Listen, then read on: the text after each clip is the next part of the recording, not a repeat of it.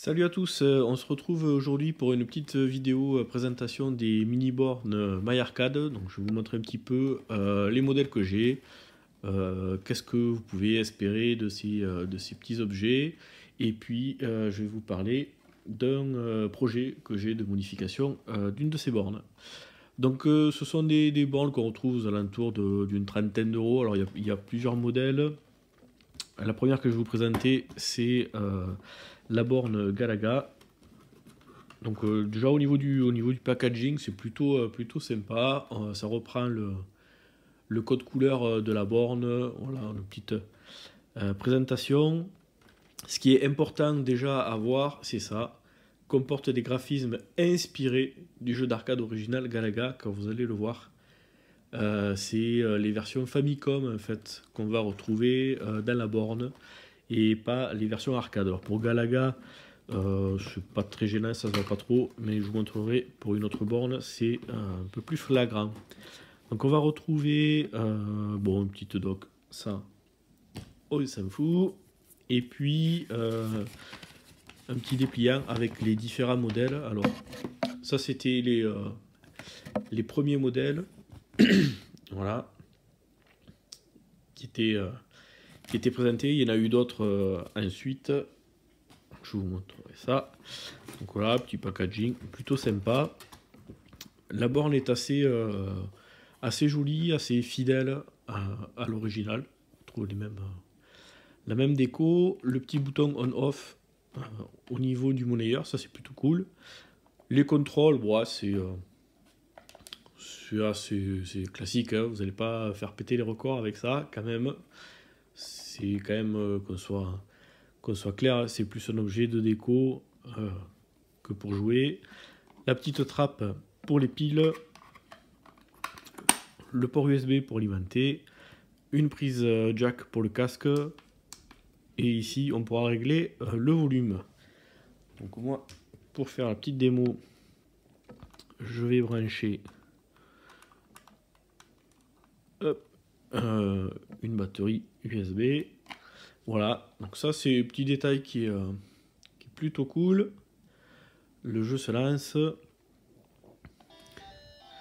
Voilà, on peut régler le volume derrière. Et c'est parti. Donc voilà, bon là c'est là ça se voit pas trop que c'est une version Famicom, parce qu'elle était quand même relativement proche de la version arcade. Mais voilà, donc c'est plutôt un objet de déco, hein, on va dire. Assez rigolo. Voilà, on va se faire capturer. Hop, voilà, sick.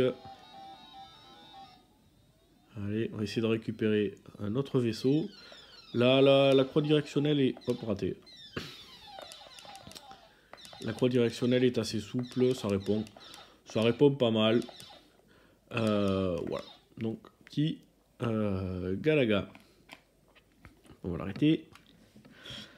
On va passer ensuite à la deuxième borne, qui est Bubble Bobble. Donc c'est voilà, mes deux licences que j'affectionne particulièrement. Bubble Bobble, elle est super colorée. Le packaging est vraiment joli. On trouve les deux petits dinosaures, la petite borne. Voilà, là la déco elle est beaucoup plus colorée que la borne Galaga. On va ouvrir ça, on retrouve toujours pareil, la petite dock, et puis le catalogue. Alors là il y a des ici là il y a des jeux qui n'étaient pas sur l'autre catalogue, notamment Mrs Pac-Man, Rolling Thunder. Voilà, plusieurs modèles. Alors suivant les jeux, on va voir un bouton, deux boutons ou rien du tout, notamment pour Pac-Man et Mrs Pac-Man.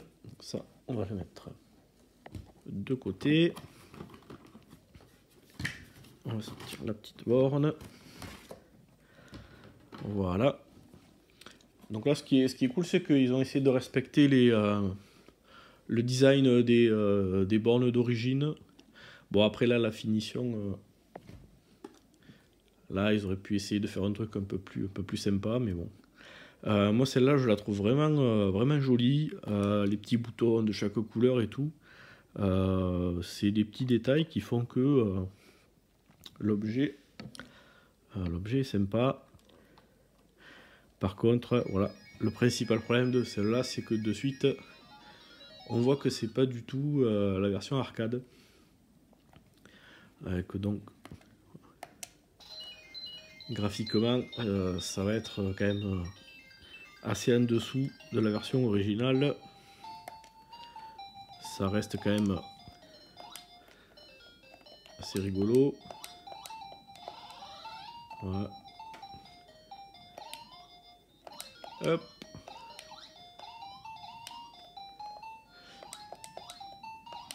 Ça suffit quand même pour s'amuser. On va aller chercher des petits bonus. Donc là on a les deux boutons, bubble, jump, la petite croix. Hop.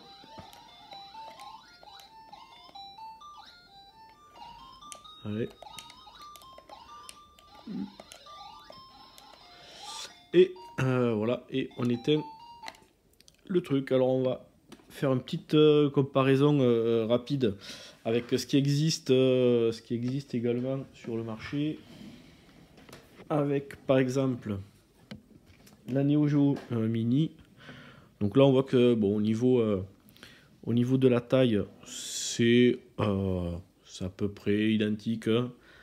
Voilà, au niveau de l'écran aussi, on est assez proche. Celui-là est quand même un petit peu plus gros.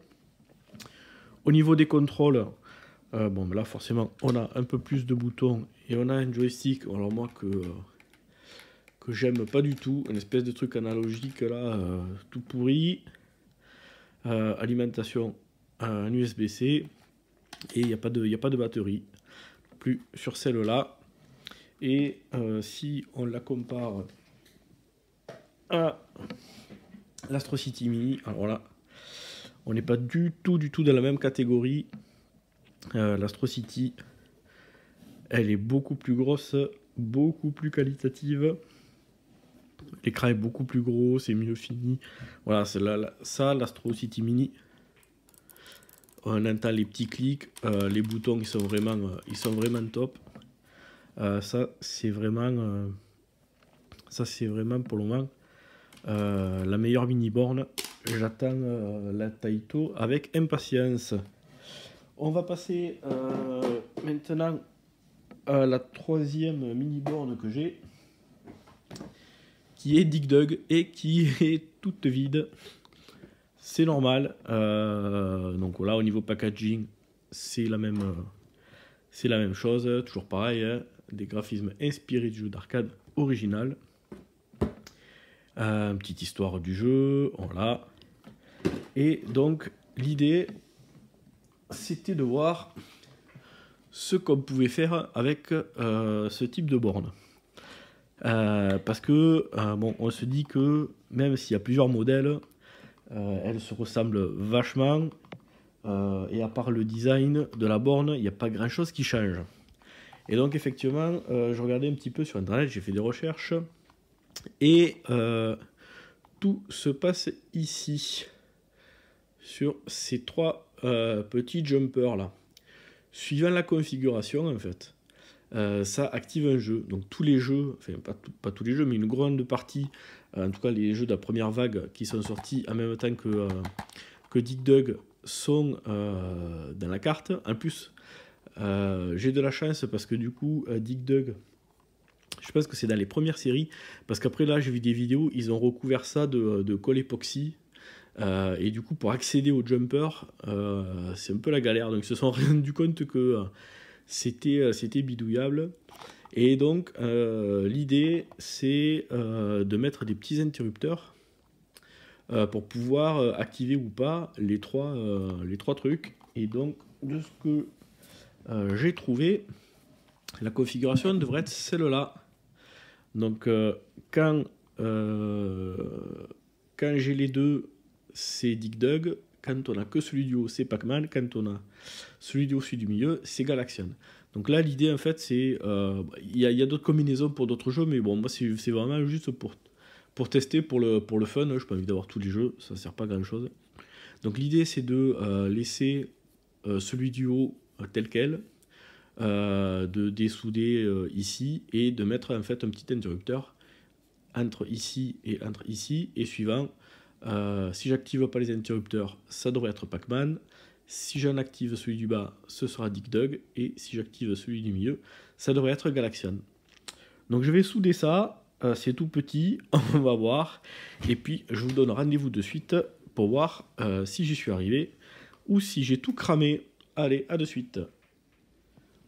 Et voilà, comme convenu, on se retrouve dans la dernière partie de la vidéo. Je vais vous montrer un petit peu. Donc ça, c'était un peu mon bazar. Voilà, là le PCB sur lequel j'ai soudé 3 fils. Donc il y en a un qui est commun, et puis les deux autres, ils vont chacun vers un petit interrupteur. Et voilà ce que ça donne. Donc on retrouve la borne Dig Dug originale. Voilà, là. Tout est normal, et puis voilà, là j'ai rajouté 2 petits interrupteurs. Donc après c'est des voilà, c'est des interrupteurs classiques, certains nombres pour faire pas mal de trucs. Et donc on va tester ça. On va brancher la petite banque USB, et puis c'est parti. Donc la première config. La config par défaut, on a bien Dig Dug. Voilà, donc ça c'est le jeu original. Voilà, il y a tout qui fonctionne, hein. Il n'y a pas de souci particulier. Hop. Alors maintenant, on va switcher un premier interrupteur, et on va faire un reset. Et là maintenant on a Pac-Man. Voilà, start.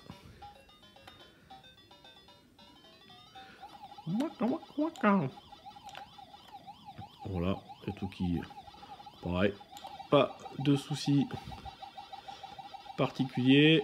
On va bouffer hop les fantômes. Voilà, et maintenant si j'actionne l'autre interrupteur et que je fais un reset, on a voilà le troisième jeu qui est Galaxian. C'était les 3 jeux que je voulais avoir, puisque les autres je les ai Galaga, voilà, je voulais pas forcément. Alors par contre il y a un petit bonus, c'est qu'il y a un 4e jeu du coup qui est accessible avec les petits joysticks. C'est Rolling Thunder. Attends, si je vous montre, est-ce que c'est ok? Ouais, voilà. Rolling Thunder, sauf que Rolling Thunder, il faut 2 boutons, et en fait je veux pas du tout dénaturer la borne. Je préfère la laisser comme ça pour avoir Dig Dug de base. Voilà, donc là, suivant la configuration, des petits switches. Ça change le jeu. Bah, c'était rigolo à modifier. C'est cool que ça fonctionne.